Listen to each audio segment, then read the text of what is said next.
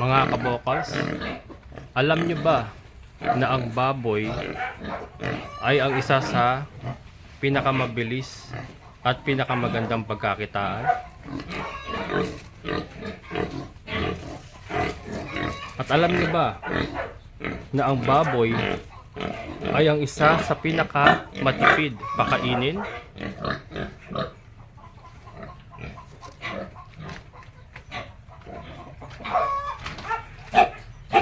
At alam nyo ba na sa paggamit po ng sarili nating mga tanim katulad ng Madre de Agua at iba pang alternatibong pakain ay mas ligtas po sila sa sakit, lalo na ang ASF? Kaya mga kabukal, so yan po ang ating content for today. At ito nga po yung ating chopper. Yan po ang ating katuwang sa hanap buhay para tayo ay kumita sa larangan ng pagbababoy. Gamit po ang ating Madre de Agua. So ngayon mga kabukals, magpe-ferment tayo ng Madre de Agua. Lalagyan natin ng darak sa palay at molasses. Ito po ay isang kumpletong mixture na ating gagawin para po sa ating mga alagang baboy. Yan. So patungo na po tayo sa expansion. Isa po sa ating dapat pag-igihin bago po tayo mag-expand ay yung pakain sa ating mga alagang baboy. Madami pong sumusuko, madami pong humihinto sa pag-aalaga ng baboy dahil po sa kamahalan ng commercial feeds. So sa pamamaraan pong gagawin natin ay mas malaki po ang balik ng ating paghihirap sa oras po ng bentahan.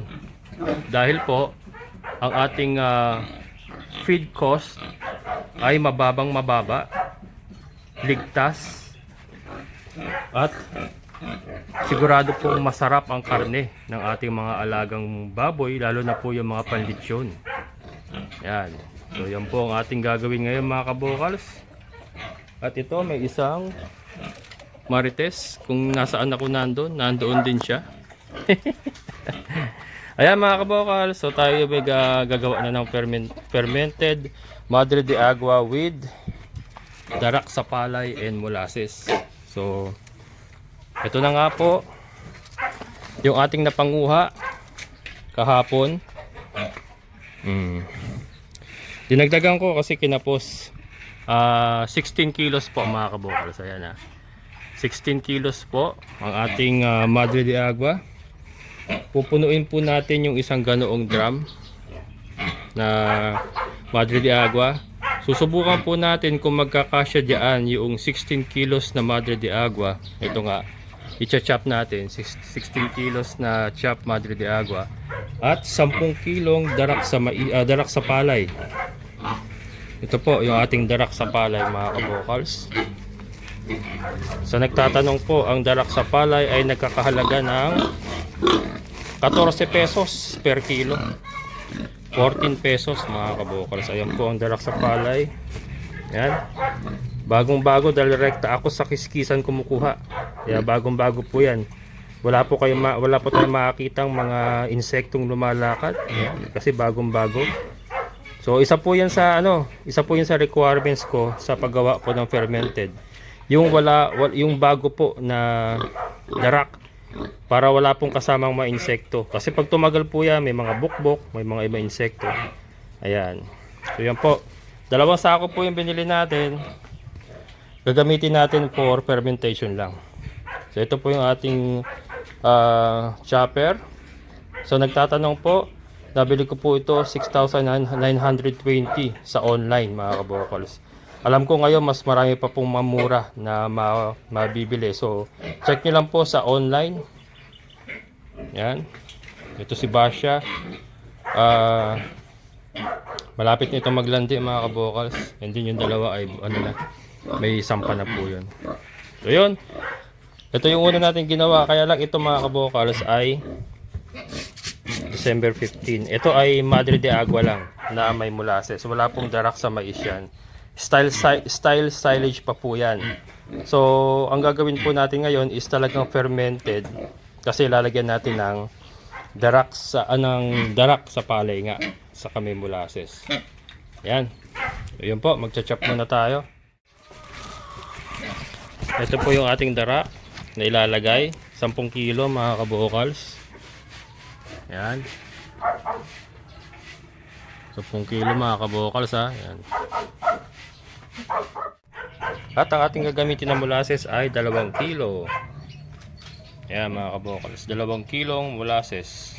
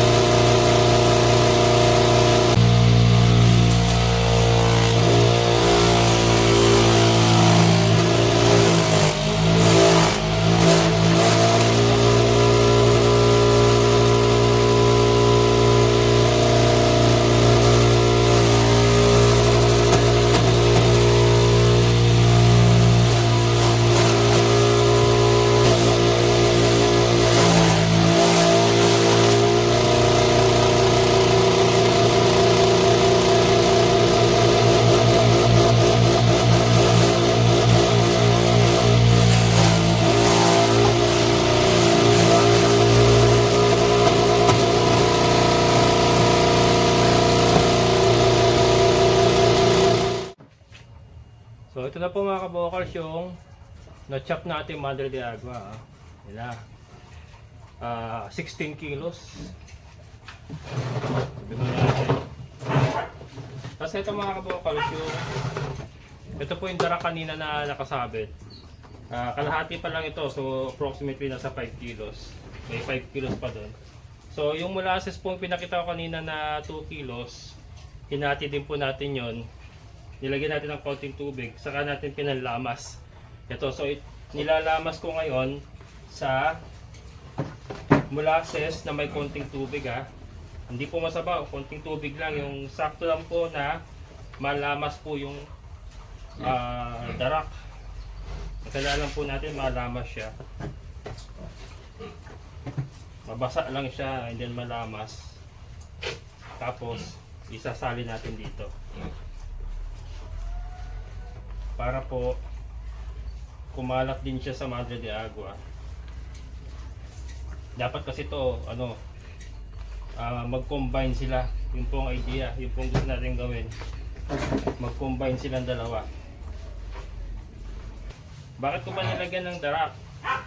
Kasi gusto po nating mga kabukals, i-ferment lahat. So ito kasi once na na-ferment na natin to, ito na lahat yung kakainin ng mga alaga natin. Wala nang add-ons, wala na tayong idadagdag pa. Diretso pakain na to mga kabukals. So na-ferment siya para yung darak din mas madali siya ma-digest. And kapag tama po yung pagkaka-ferment, wala pong contamination na mangyayari, ay sigurado po meron po tayo mga good bacteria na madedevelop dito. Again, basta tama po yung pagkaka-ferment hindi po makukontamina. So mapapansin niyo po yan pagka na-contaminate, magkakaroon po ng itim na amag yung inyong fermentation. So yung pagkaputi po, ibig sabihin successful yung yung pag-ferment or maganda po, hindi po siya nasira. Ayan. Medyo lang po, mabigat kasi itong lamasin, itong Hindi kasi tayo po pwedeng magdami ng tubig Kasi nga, ang gusto natin, parang style silage pa rin, yung maisisiksik natin siya, maipipit-pit natin siya. Kaya kailangan, konti lang yung tubig na nandito sa ating dara. Ayan. Sa application po ng tubig, wala na pong sukat ha, basta ang idea po, hindi siya masabaw, tamang-tama lang yung kanyang pagkakabasa. Na malamas nyo lang siya. Yun lang po naman yung ano. Wala po tayong sukat na ano, standard. Pero yung quantity po, yung katulad nung 16 kilos na Manto de Agua, 10 kilos na dara, saka 2 kilos na molasses, ayun po. Yun po yung ating sukat na ginawa para dito sa ating gagawing fermentation. So, kalalabasan po nito is 25 kilos na pakain. Or more. Mahigit pa kasi 16 kilos nga pala yung ating ano. 16 kilos yung ating darak. Tawag ito, Madre de Agua. Ayan. So lumas na siya. Ngayon ay i-mix ko lang siya rito. Siguro mangyari nito, ibabaw lang muna. Mabigat kasi pagka hinalo ko yung biglaan. So ibabaw lang muna mga kabukals.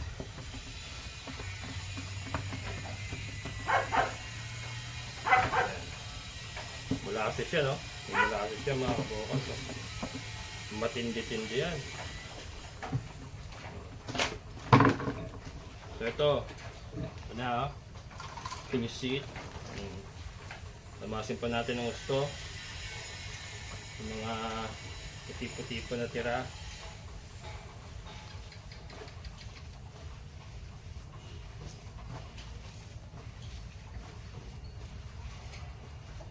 Yan. Kalahati pa lang ito mga kabukas, 5 kilos pa lang ito. Maglalamas pa tayo mamaya. Ito yung ibabaw lang muna. Ang unahin natin, tapos isisilid na natin sa ating fermentation na sa lalagyan natin, sa paglalagyan natin hanggang sa mag-ferment na siya. Ayan, so i-mix lang ganyan. Mahirap kasi ano eh. Maganda sana isang buo na halo. Kaya lang mabigat. Kaya yung ibabaw lang muna. Ano? So ihahalo nyo lang, paghahaluin nyo lang po yung ano. Paghahaluin nyo lang yung darak saka ayan, para mas kita. Ayan. Yung darak saka Madre de Agua.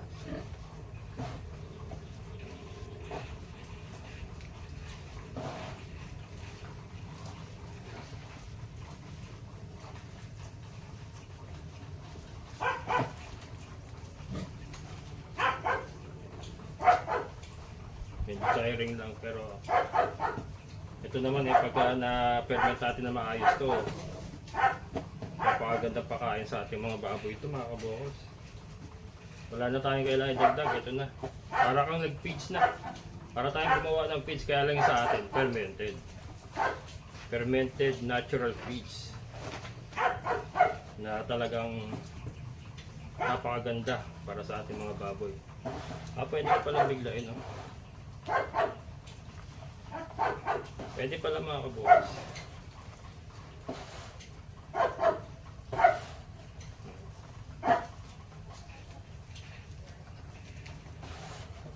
Pwede. Isang halo ko na lang. Halukain ko lang yung ilalim mabuti. Para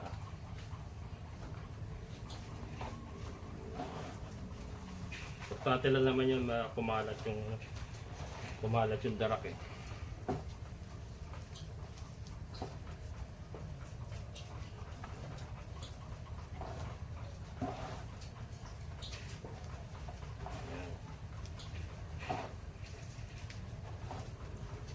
Nakita nyo yung consistency nyo.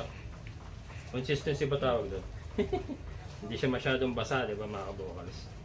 Tamang-tama lang yung kanyang pagkakabasa. So parang silage pa rin. Kasi nga yung nakarang ginawa natin, silage style eh. Actually sumobra nga ako ng molasses doon eh. Ito talagang in-standard natin 2 kilos lang. That's it.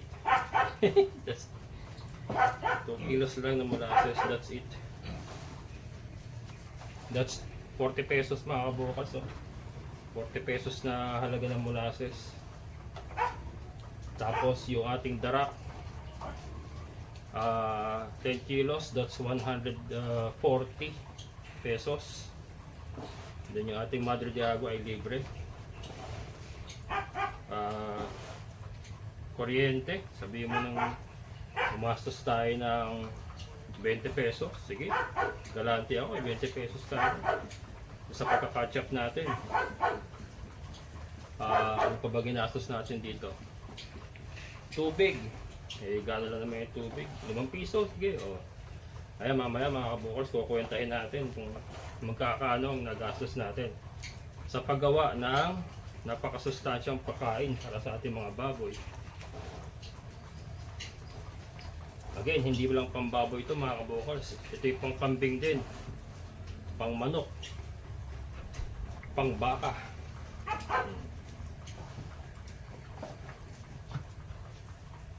Yan o.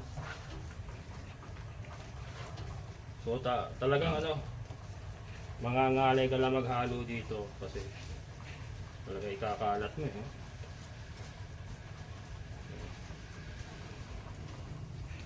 Pero habang ikay napapagod maghalo, habang napapagod ka maghalo, isipin mo na lang yung katipiran at saka yung kikitain mo sa pagbababoy mga kabukers. Habang ginagawa mo yung ganitong pakain, di ba? Yun na lang. Sigurado gagana ka maghalo.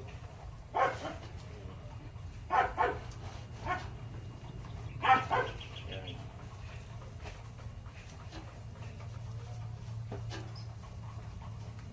Ganda ng pagkakahalo.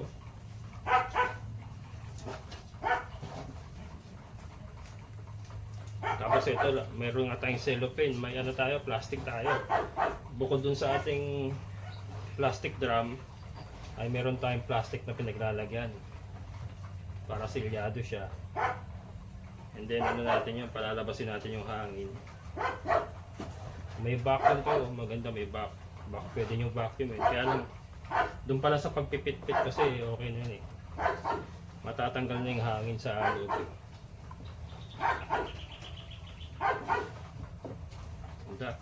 Yung 2 kilos na molasses, sakto-sakto lang yun. Saktuhan lang yung ganong karami. Nung nakaraan na naparami ako eh.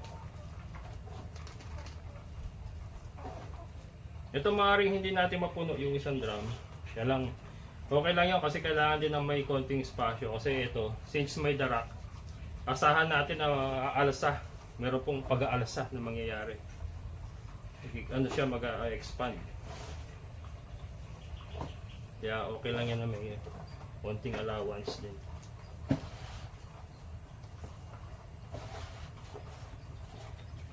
Yan. Ganda. Ganda ng pagkakalamas ko mga kabukol. Sakto-sakto lang talaga. Bango pa. Bango mga kabukol. So.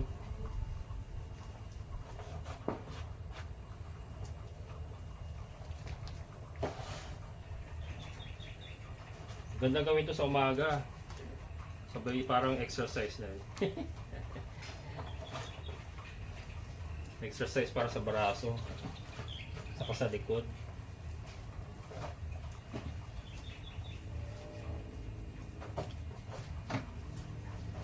Ito mga kabokals, ano to oh. Pagka na-ferment siya na maayos, walang contamination na mangyayari. Kahit 1 taon. 1 taon nyo i-impact to, hindi ito masisira. Basta huwag yung bubuksan ha. Pag binuksan nyo, gagamitin na. Pero yung wala talagang bukasan, sa 1 taon to, baka mahigit pa. Pwedeng impakin. Kaya maganda talaga na nagpe-ferment. Kasi pwedeng ipunin eh. Ipunin na ng ipunin. Tapos, saka nagagamitin para ano, hindi maubusan. Yun nga ang gagawin ko dito. Ipunin ko muna na ipunin to. Saka ako nagagamitin.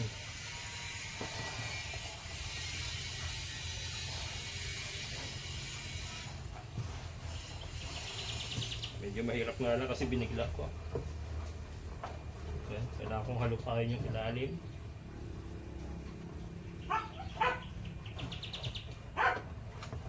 Yan. Yan. Lumabas na ang green. Yan, pagtarin natin.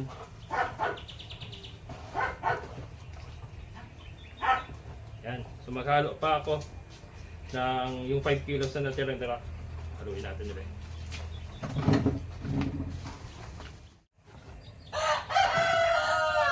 Ayan mga kabokals, ito yung panibagong 5 kilos. Para maging 10 kilos yung ilalagay natin dito sa ating mixture. Boost natin.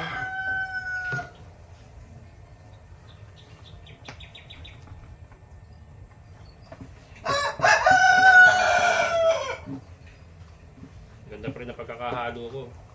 Alam niyo parang gumagawa ng tinapay mga kabokals. Ganun lang yung mixture ng tubig sa kalamulato. Para ka lang gumagawa ng tinapay. Oh. Sorry, maaraw na. Pero ayan, oh.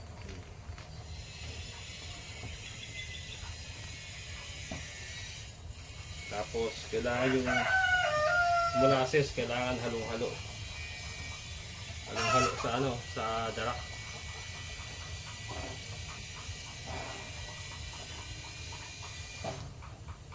Yan.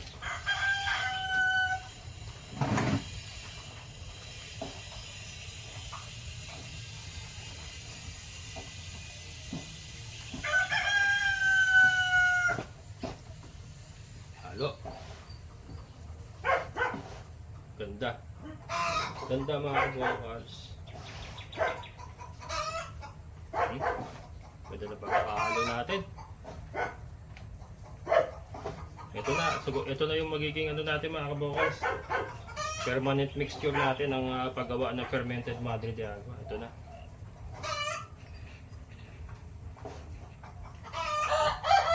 Nakuha ko na yung tamang timpla. Ito. Buwaghag, oh. Buwaghag. Yan, napakaganda. Yan, napakagandang isilid dun sa lagyan natin. Tapos, pipit-pitin natin. Napakaganda ng pagkaka-ferment niya.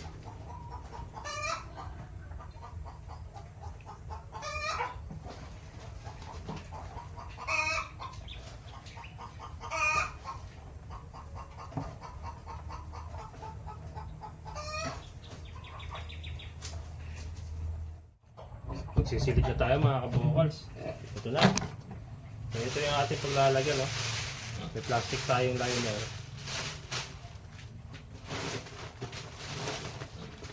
Suwabing mga kabokals. Oh.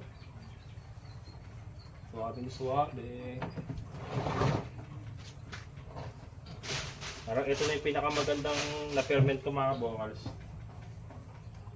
Oh. Suwabing yung nyo. Saktong-sakto yung kanyang moisture. Ayan, oh.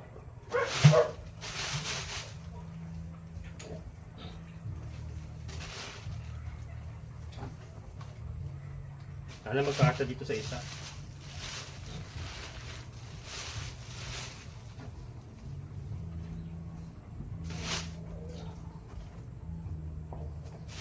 Tapos siyang pipit-pitin natin. Importante sa pagpiperment mga kabokals yung pagpipit-pit. Yun ang aking natutunan. Importante ang pagpipit-pit. Para walang hangin. Kasi doon sa air packet na yun, doon minsan nagsisimula yung sira eh. Doon nagsisimula masira. Importante walang air packet sa loob.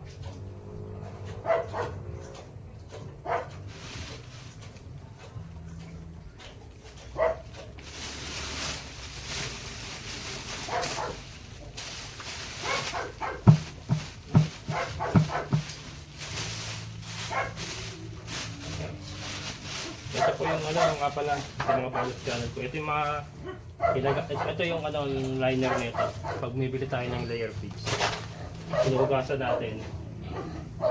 para hindi tayo bibili. Pero kung wala kayong ganyan, pwede kayo gumamit ng black bag, yung makapal. Meron din yung mga ano, yung silage bag, kaya lang mahal naman kasi. Ito lang tayo sa mga plastic. Basta may drum ha. Sala may drum para ano. Ano pa rin, meron siyang protection. Hindi siya pwede maarawan mga kabukalas, hindi pwede mainitan. Kaya ito, ipupwesto natin doon sa lugar na hindi naaarawan at medyo malamig. Dito sa hallway ng ating babuyan. Hindi tinatamaan ng araw yan.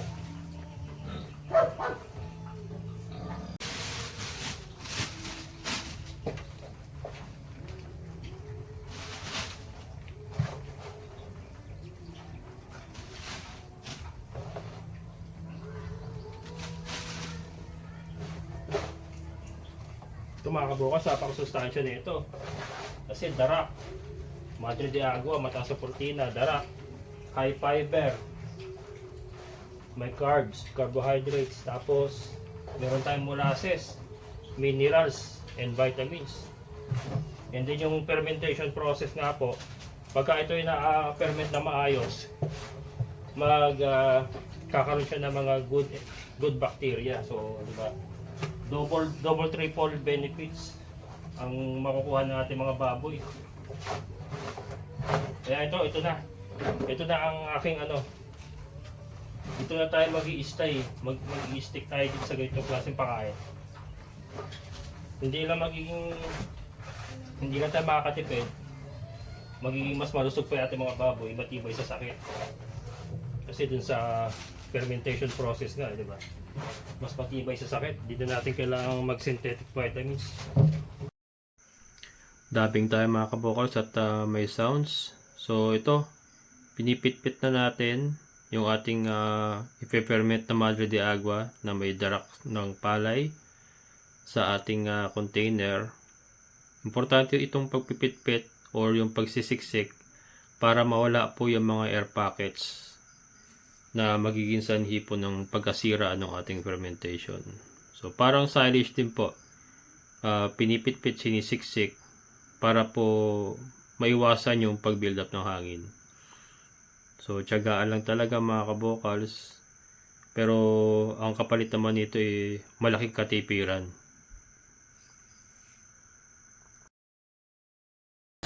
Ayan na, napit-pit na natin.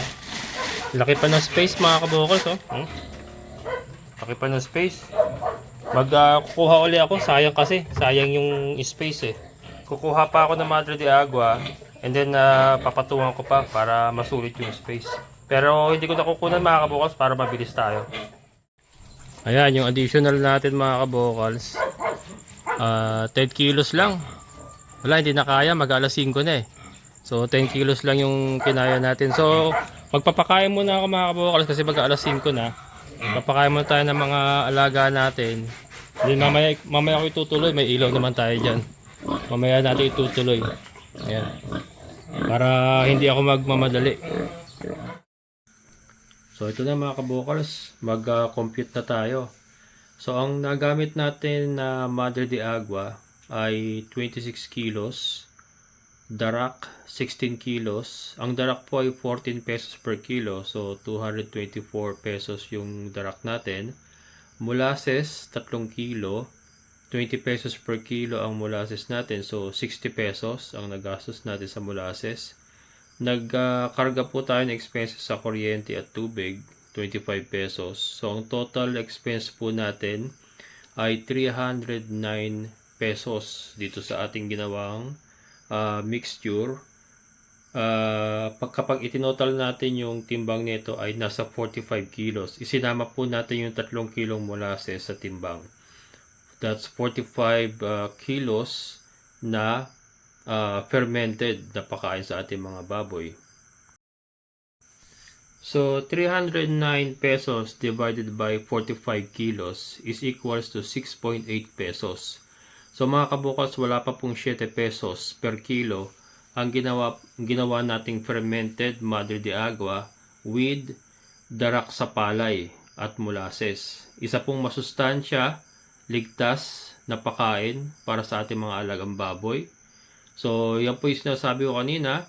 Ang baboy po ang isa po sa pinakamatipid pakainin. Basta't gagamitan lang po natin ng mga alternatibong sistema katulad po ng pagtatanim ng mga greens na pwede natin ipakain sa kanila, katulad po ng Madre de Agua at iba pa. And sasabayan po natin ng sistemang pagpe-ferment gamit po ang syempre kailangan po natin ng mag-invest sa kagamitan katulad po ng chopper para po mas mapaganda po natin ang ating sistema ng pagpapakain gamit po ang mga greens na ating mga tanim katulad ng Madre de Agua. So yan mga kabokals, napakadali lang po, napakatipid po at magandang hanap buhay mga kabokals kung maayos lang po natin ang ating sistema. Magtanim, magsipag lang sa paggawa ng pagkain para sa ating mga alaga, particularly yung ating mga baboy, at sigurado pong kikita tayo. Ayan, so sana po may napulot kayong mga tips mga kabokals. Maraming salamat po sa inyong muling pagsama. Hanggang dito na lang po. Amazing na buhay!